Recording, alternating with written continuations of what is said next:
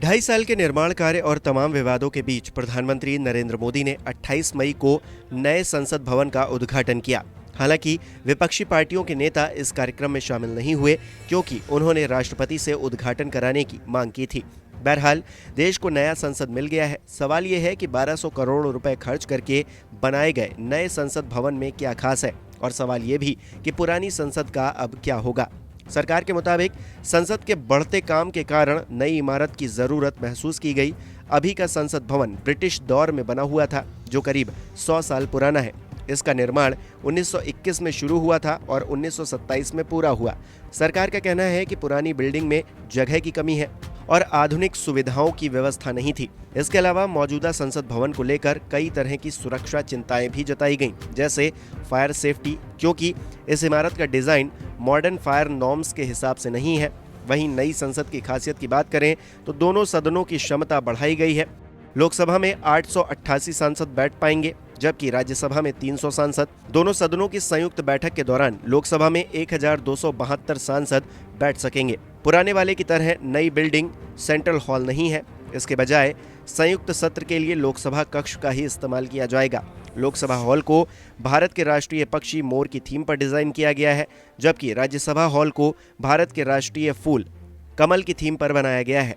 नया संसद भवन लगभग 64,500 वर्ग मीटर के क्षेत्र में फैला हुआ है। वहीं पुराना वाला 24,281 वर्ग मीटर का ही था। इतना ही नहीं, नई संसद में आग के खतरे को देखते हुए कई नए बिजली के केबल जोड़े गए हैं।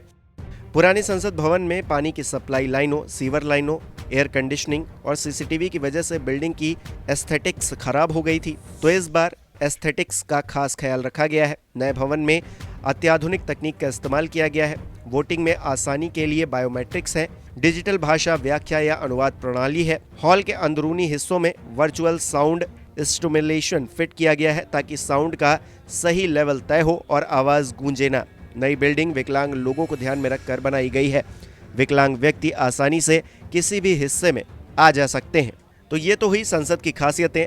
अब आते हैं पुरानी संसद की दिक्कतों पर। तो संसद भवन को बदलने के लिए सरकार ने जो कारण बताए हैं उनमें पहला यही है। सेंट्रल हॉल में अधिकतम 436 लोगों और लोकसभा में अधिकतम 552 व्यक्ति बैठ सकते हैं।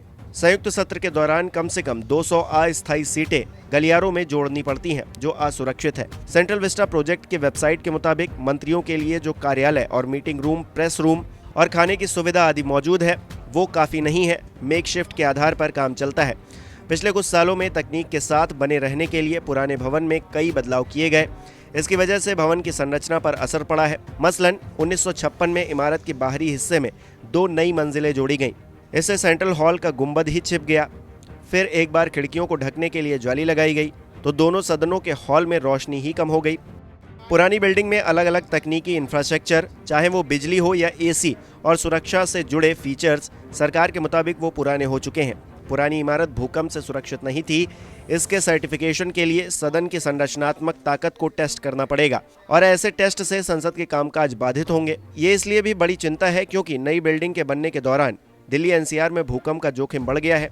एनसीआर को सेस्मिक जोन 2 की कैटेगरी से निकालकर सेस्मिक जोन 4 में डाल दिया गया है। भूकंप के साथ आग का भी जोखिम है। पुराना सदन आग से निपटने के मॉडर्न तरीकों से लैस नहीं है। नई संसद की खासियतों और पुराने की दिक्कतों को जानने के बाद अब सवाल ये कि पुराने संसद भवन का क्या होगा।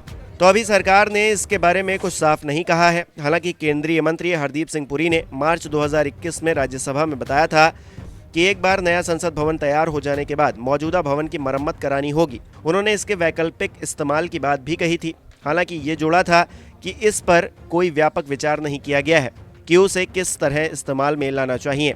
वहीं मीडिया रिपोर्ट्स की माने तो पुराने संसद भवन को गिराया नहीं जाएगा, उसे संरक्षित किया जाएगा, क्योंकि ये देश की एक पुरातात्विक संपत्ति है।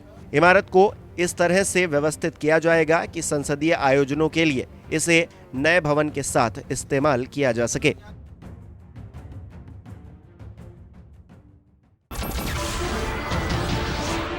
नमस्कार, मैं हूं मानक गुप्ता।